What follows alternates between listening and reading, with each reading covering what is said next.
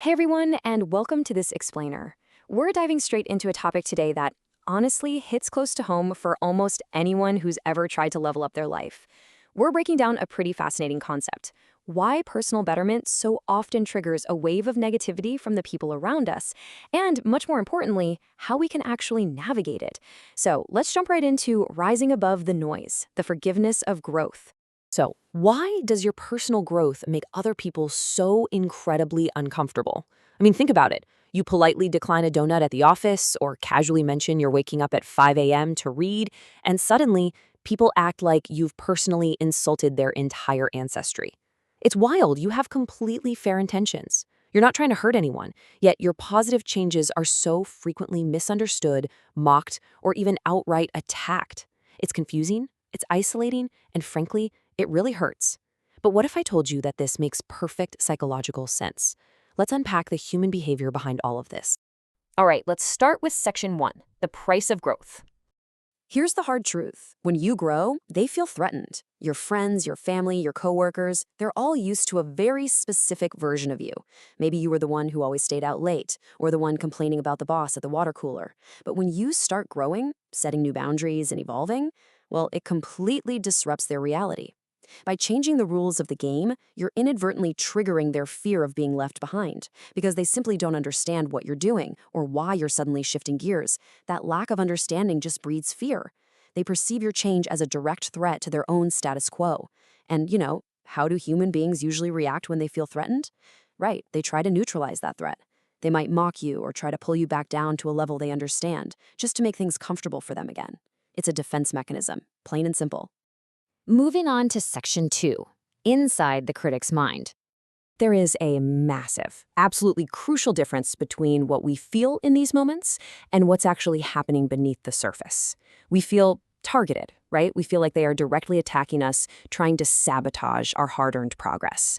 But what's really happening? They are just suppressing their own shame and insecurities. Look, when you raise your standards, you unintentionally hold up a mirror to the people around you. Your progress forces them to look at their own failures, maybe their own procrastination or the dreams they just gave up on. So to avoid feeling that heavy anxiety and shame, they take the easy way out. They try to vilify and diminish your achievements. They'll belittle your new diet or that new business venture just to make themselves feel bigger and more secure. Once you understand this underlying psychology, it literally changes everything about how you handle criticism. Let's break down the critic's reality even further.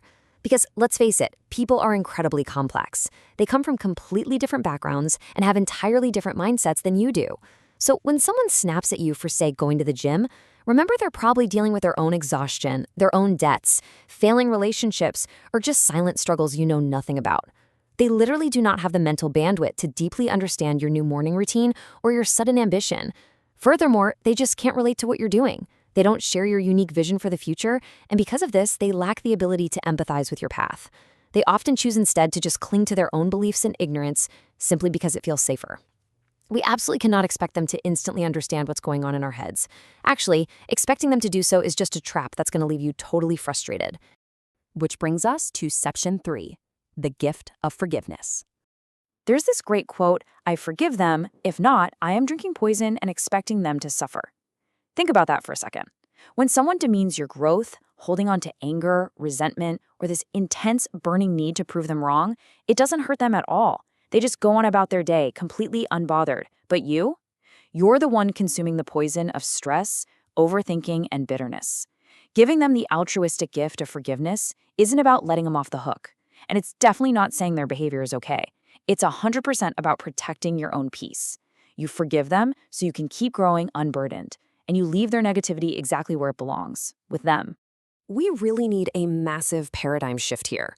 The old way is expecting them to empathize with you, which, as we've just established, they're likely totally incapable of doing because of their own overwhelming complexities. So what's the new way?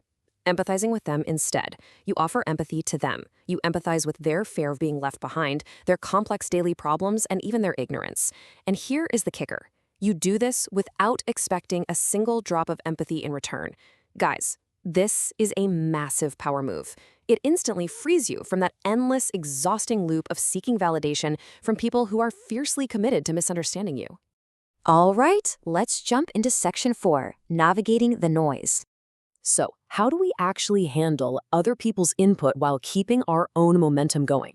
Well, step 1, listen to constructive feedback. True constructive feedback is a gift, even if it stings a little at first. People genuinely have the right to share their thoughts, and sometimes, buried in there, is a totally valid point that can help you adjust your course and grow. But step 2, reject the purely hurtful comments. You have the absolute right to reject words that are designed solely to pull you down or make you doubt yourself. And finally, step 3, just ignore the background noise. Treat it like bad weather. Annoying, sure, but nothing you need to stand outside and argue with or let ruin your entire day. Realize that these are just words born from someone else's insecurity. You can simply decide to care less. Always remember this golden rule of emotional boundaries. If your betterment makes them feel guilty, it is their problem to evaluate. If you studying late on a Friday night makes someone else feel bad about binge watching TV for 6 straight hours, well, that is not a sign for you to stop growing. No way. It's a sign that they need to evaluate their own outlook on life. You are absolutely not responsible for managing another adult's emotional reaction to your positive habits. Keep your eyes strictly on your own path and let them manage their own guilt. Picture the sheer scale of resistance out there. The vast majority of society is taking the path of least resistance. The common pattern is to just stay comfortable, avoid risk, and reject change at all costs. But that tiny faction, that's you, doing the right thing. When the majority of people are making fun of you, ignoring you, criticizing, or demeaning you, but you know in your heart your intentions are fair and you're aiming for genuine betterment, it's pretty much a mathematical certainty that you're going to face pushback. You're going against the grain. But here's the secret. Their pushback isn't a red flag. It's actually a really fair indication that you are doing exactly what you should be doing. Which brings us to a final thought to leave you with. Does criticism actually mean your work is worthwhile? Ask yourself. If the majority is criticizing you, are you finally doing something worth doing? We spend so much time fearing widespread resistance, terrified of being the odd one out. But what if that resistance is actually your truest compass for success? What if the noise of the crowd is literally just the sound of you breaking out of the mold and finally getting somewhere? Thank you so much for exploring this explainer with me today. Remember to forgive the noise, keep your intentions fair, and never, ever apologize for your own growth. Keep evolving, and I'll catch you in the next explainer.